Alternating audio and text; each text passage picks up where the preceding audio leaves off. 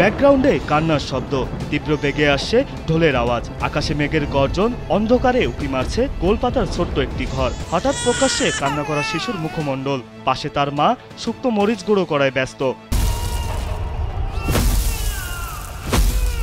ঘরের বাইরে অগ্নি মশাল হাতে একদল শত্রুর ছায়া। ততক্ষণে মায়ের বোঝা শেষ, তার এবং তার সন্তানের ওপর বিপদ আসছে। এরপর বাচ্চাকে দুধ পান করিয়ে ঘুম, শত্রুর মোকাবেলায় মায়ের প্রস্তুতি শুরু। এরপর চোখে মুখে ক্ষোভের আগুন নিয়ে কাঁচি হাতে ঘরের বাইরে আসলেন ভয়ডরহীন এক নয়নতারা।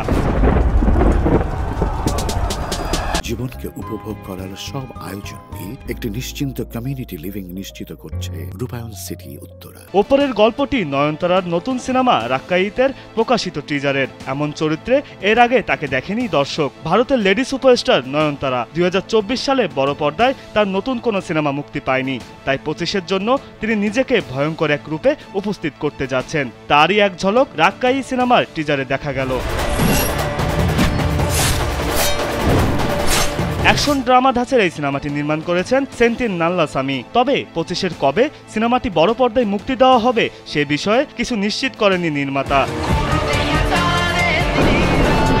এরপর রাক্কায়ি নিয়ে পরিচালক বলেন, টিজারে নয়নতারার হিংস্র চরিত্রের মাত্র 1 ভাগ তুলে ধরা হয়েছে। সিনেমা মুক্তির পর তাকে দেখে দর্শক অবাক হয়ে যাবে বলে আমি আশাবাদী, কারণ পর্দায় এর আগে সে এত রক্তপাত কখনো ঘটায়নি।